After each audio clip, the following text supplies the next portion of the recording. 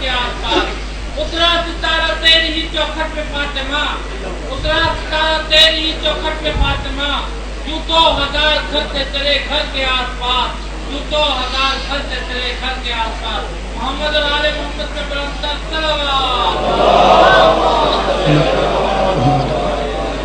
اعوذ باللہ من الشیطان اللعین الرجیم. بسم اللہ الرحمن الرحیم.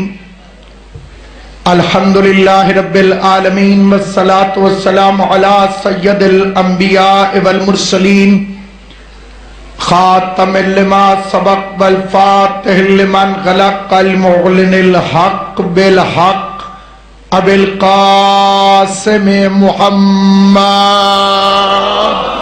صلی اللہ علیہ محمد اہل بیتہ الطیبین الطاہرین المعصومین المنتجبین المظلومین الذین اذھب اللہ عنہم الرجس وطہرہم تطہیرا. محمد ولعنۃ اللہ علی اعدائہم اجمعین. اما بعد قال اللہ تبارک و تعالی فی کتابہ المبین. بسم اللہ الرحمن الرحیم. واذکر اسم ربک وتبتل الیہ تبتیلا.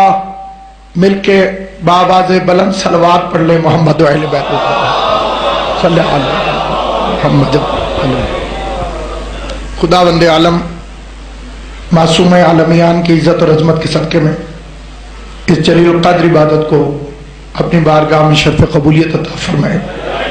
بحق محمد و اہل بیت محمد پوری کائنات میں جہاں کہیں حضرت سیدہ کو صدیقہ ماننے والے ہیں, خدا ان سب کو اپنے حفظ و امان میں رکھے.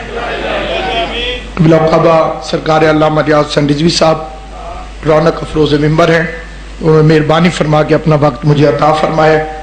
میں بالکل مختصر سے وقت میں اسی طرح سے نوکری پیش کرنا چاہتا ہوں جس طرح سے ایک بڑھیا نے اپنا نام جناب یوسف کے خریداروں نے لکھوایا. اللہ نے اپنی طرح کائنات کا ہر اچھا نام جناب سیدہ فاطمہ کو عطا فرمایا.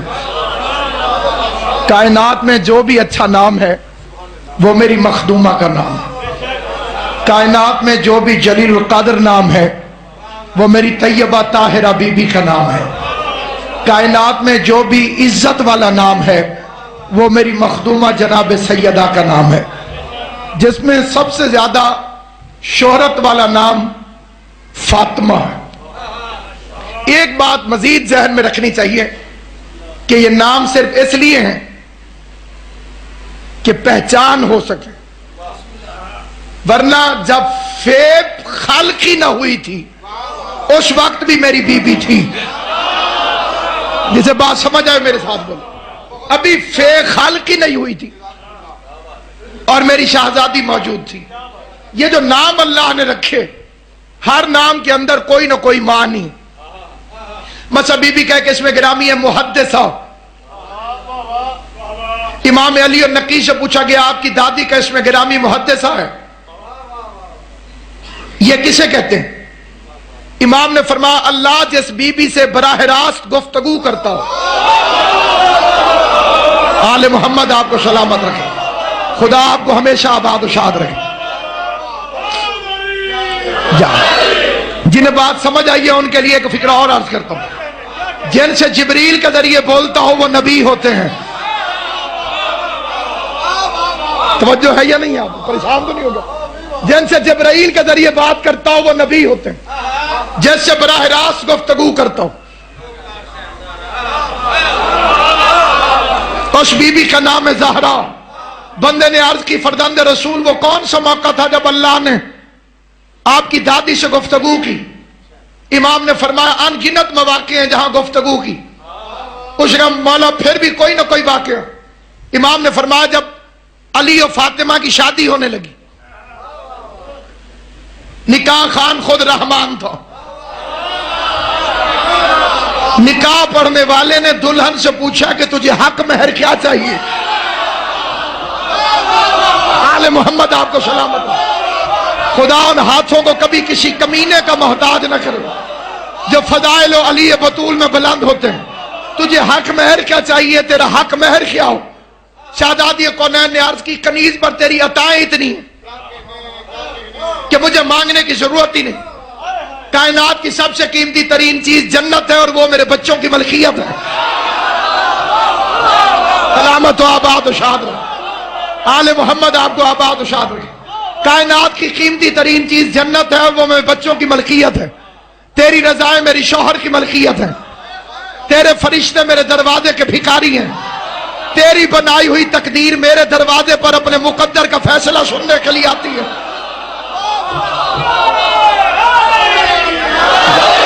عزتوں منزلتوں کا بھائی امداد ابو ذری صاحب، کائنات میں عزتوں کا مرکز تو نے میرے گھر کو قرار دیا. تیری عطائیں کنیز پر اتنی ہے کہ میں اور کیا مانوں. آواز قدرت آئی، میں نے حق المہر کو واجب قرار دیا. حق مہر واجبات میں سے، نکاح درستی نہیں. اس لیے میں چاہتا ہوں کہ تو خود طلب کر. حق مہر میں نے چھوڑا ہے دلہن کی مرضی پر کہ وہ اپنی مرضی سے طلب کرے جو چاہے. میں کائنات کا مالک ہو کے تجھے حکم دیتا ہوں کہ میں تیرا نکاح خان علی سے تیری شادی کرا رہا ہوں. اپنی مرضی کا حق مہر طلب کر. جو بندہ بھی شیعہ ہو اور وہ اس فکرے پر بولے گا اللہ اس کی داد کو شکر میں شمار فرمائے. فاطمہ زہرا اٹھ کر کھڑی ہوئی گردن جھکا کے کہا مالک پھر تیری کنیز کا حق مہر یہ ہے کہ میرے حق مہر کے طور پہ میرے شوہر کے شیعوں کو بخش دے.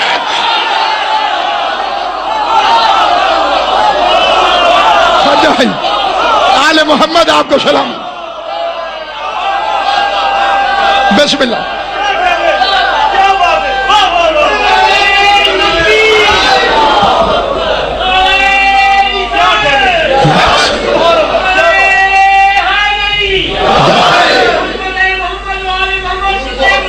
بسم اللہ. صلی علی محمد با.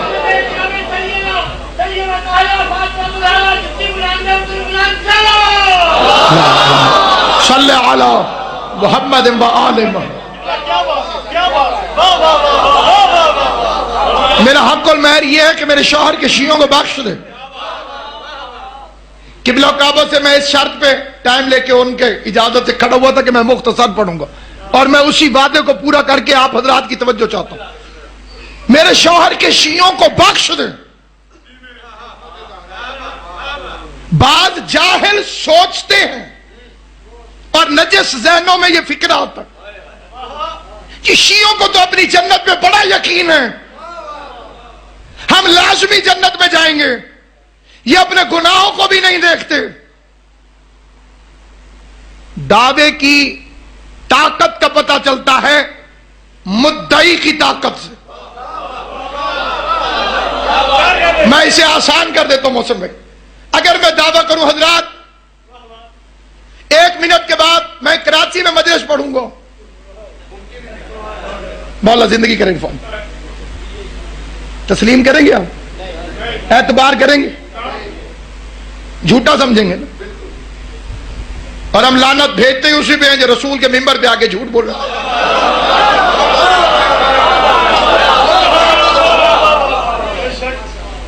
جو رعایت کرتے ہیں وہ چپ ہیں. لیکن یہ جھوٹ ہوگا اگر میں کہوں کہ 1 منٹ کے بعد میں کراچی میں پڑھوں گا. لیکن اگر یہی دعویٰ آصف ابن برخیہ کر دے، وہ جو تخت بلقیس لے کر آیا تھا، اب جو شک کرے گا وہ خود ملعون ہو جائے گا. ایک ہی دعویٰ 2 بندوں نے کیا، میں نے کہا تو آپ نے شک کیا، یقین نہیں کیا. آصف ابن برخیہ کرے تو آپ سارے یقین کر لیں گے. پتا چلا کہ دعویٰ کرنے والے کی زبان کی قوت سے پتا چلتا ہے کہ یہ دعوے میں کتنا سچا ہے. اللہ کی قسم، مصطفیٰ کی قسم، زہرا کی قسم، حسن حسین کی قسم، یہ ماتمیوں کا دعویٰ نہیں ہے کہ ہم جنت میں جائیں گے. جنت کی مالکن کا دعویٰ ہے میں تمہیں جنت میں لے کر جاؤں. آل محمد آپ کو سلامت ہے. جو حیران ہو کے دیکھتے ہیں توجہ کریں. جنت کی مالکن کا دعویٰ.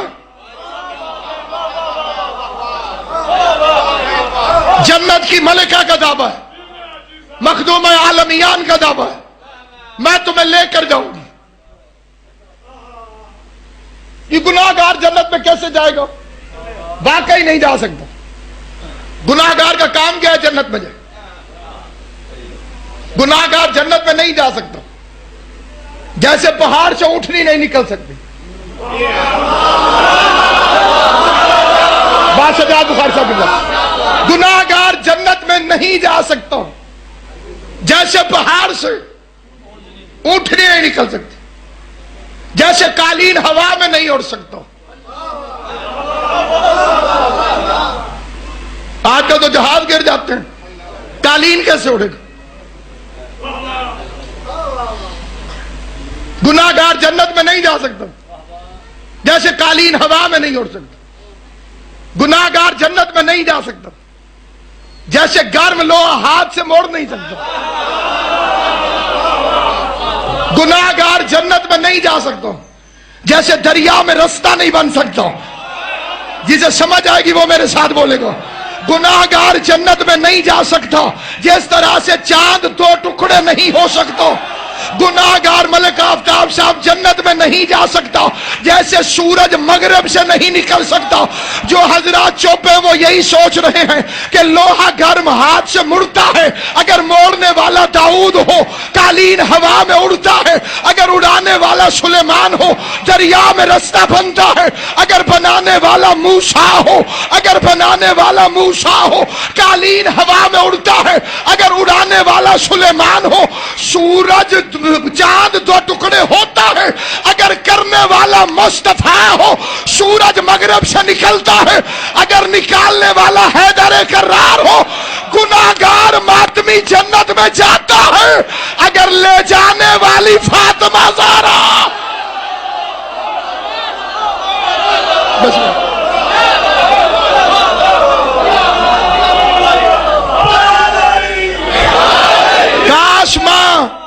کاش ماں دربار میں نہ جاتی اور بیٹی بازار میں نہ جاتی. پہلے مومن سے لے کر آخری مومن تک دونوں ہاتھ بلند کر کے پوری طاقت کے ساتھ کوئی نعرے پائی تو نہیں چاہے کنارہ حیدری. ماں دربار میں روتی رہی, بیٹی بازار میں روتی. تبرکاً قبلہ آپ کی اجازت سے ایک کا ایک فقرہ پڑھنا چاہتا ہوں. سادات عظام کی نالین کے صدقے میں 21 مرتبہ کا شام کا زبار. تعداد اس لیے بتائیے کہ میرا ایک بڑا عجیب تجربہ ہو. یہی فقرہ میں سمجھا سکا تو میری مجلس مکمل ہو. پہلی دفعہ گیا تو مجھے طالب علموں نے بابو خالد صاحب حمیدیہ والا بازار دکھایا. ان کا علی کی بیٹی اس بازار سے گزر کر کتے کے دربار میں آئی تھی. کون سا مومن ہے جس کی خواہش نہیں کہ میں بہنیں اور بیٹیاں ساتھ لے کر اس بازار سے گزروں. 2-3 سال تک ایسے ہی ہوتا رہا. میں اسی بازار میں جاتا تھا, زیارت کرتا تھا, روتا تھا. چوتھی مرتبہ میرے ساتھ ایک بڑا عجیب واقعہ ہوا. میں اسی بازار میں رو رہا تھا, 2-3 طالب علم آئے, انہوں نے بازو سے پکڑا, وہ باہر لے گئے, باب الساعت پر لے کر آئے. ان کا آپ کو اصلی بازار دکھائیں جس سے علی کی بیٹی آئی تھی.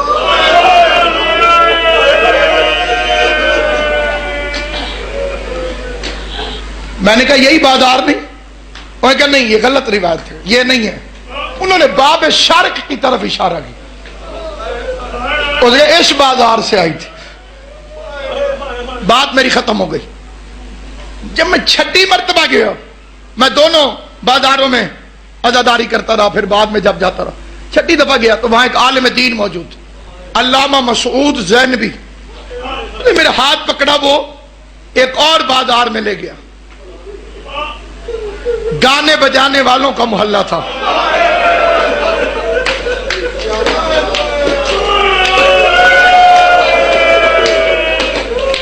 اس نے مجھے رو کے کہا علی کی بیٹیوں کو ان گلیوں سے لایا گیا. قبلہ عزاداران امام جتنے تشریف فرمائے, میرے لیے بڑی مشکل بن گئی. میں جب بھی جاتا تھا کبھی اس بازار میں روتا کبھی اس میں، اور بڑا پریشان ہوتا کہ پتہ نہیں اصلی بازار کون سا۔ میں 19ویں مرتبہ 40 کی رات گیا، چہلم کی رات، میں ایسے بازار میں چلا آ رہا تھا، جتنے زبار بیٹھے انہیں منظر نظر آئے گا۔ ایک عالم دین کتابیں لے کے جا رہا تھا، اس نے کہا مجھے 30 سال ہو گئے شام میں میں بی بی کی مجاوری کرتا ہوں۔ میں نے کہا آپ نے کوئی تحقیق بھی کی ہے؟ اس نے کہا چپے چپے کی تحقیق۔ میں نے کہا میں بڑا پریشان ہوں، کبھی کوئی کہتا ہے اس بازار سے علی کی بیٹی ہے، کبھی کوئی کہتا ہے اس بازار سے علی کی بیٹی ہے، کبھی کوئی کہتا ہے اس بازار سے۔ میں نے کہا قبلہ آپ کی تحقیق کیا ہے؟ 1 منٹ میری طرف دیکھنا جو دیکھ سکتا۔ اس عالم نے اپنی کتابیں میرے ہاتھ میں دے دی اور دونوں ہاتھ بی بی زینب سلام اللہ علیہا کے گنبد کی طرف کیے اور ایسے ہاتھ کر کے کہتے ہیں ناصر عباس شام کی وہ گلی کوئی نہیں جیسے ان بے غیرتوں نے علی کی بیٹیوں کو نہ گزارا، جسے سمجھ آ جائے وہ ہائے کرے، حیران ہو کے مصائب نہ سنا کرو۔ شام کی وہ گلی کوئی نہیں جیسے ان بے غیرتوں نے علی کی بیٹیوں کو نہ گزارا ہو۔ جسے بات سمجھ میں آئے جھولیاں پھیلا کے یہ فکرہ سن لینا۔ یہ فکرہ پڑھنے کے بعد میں قبلہ کو منبر دے رہا ہوں۔ میں نے کہا اگر کوئی ادھر سے آئے گا تو ادھر سے نہیں آ سکتا۔ کیوں لاہور والوں؟ اگر کوئی ادھر سے آئے گا تو وہ ادھر سے نہیں آ سکے گا۔ میں نے کہا علی کی بیٹی ہر بازار سے کیسے آئی؟ اس نے کہا ناصر عباس لانا تو تھا مرکزی بازار سے، لیکن مرکزی بازار میں بھیڑ زیادہ ہو گئی۔ 5 لاکھ بے غیرت شراب پی رہا تھا جب زینب عالیہ بازار میں آئی ہے۔ 1 لاکھ کمینہ ڈھول کی تھاپ پہ ناچ رہا تھا۔ دختر زہرا نے قدم رکھا جو زندگی میں کبھی نہیں رویا۔ اللہ کرے میں فکرہ سمجھا لوں تیرے کلیجے سے ہائے نکلے گی۔ اس نے کہا ناصر عباس ماحول اتنا خراب ہو گیا، بڑے بڑے عزادار میرے سامنے بیٹھے ہو، یہ فکرہ سمجھنا نیاز حسین۔ اس نے کہا ماحول اتنا خراب ہو گیا، پھر کہتا ہوں ماحول اتنا خراب ہو گیا کہ شام کی آوارہ عورتوں کو بازار میں شرم آنے لگی۔ شام کی آوارہ عورتوں کو، نہیں سمجھا جملہ، شام کی آوارہ عورتوں کو بازار میں شرم آنے لگی۔ انہوں نے یزید کو خط لکھا، یزید بازار کا ماحول ٹھیک نہیں ہے، اگر تو نے ضرور تماشا دکھانا ہے ہم اپنے گھروں کی چھتوں پہ جاتی ہیں، تو علی کی بیٹیوں کو ہماری گلیوں سے گزار۔ آوارہ عورتیں اپنے گھروں کی چھتوں پہ چلی گئی۔ جس کی ماں کا جنازہ رات کو اٹھا تھا وہ ہاتھوں میں ہتھ کڑیاں پہن کے بے مکھنا چادر کبھی اس بازار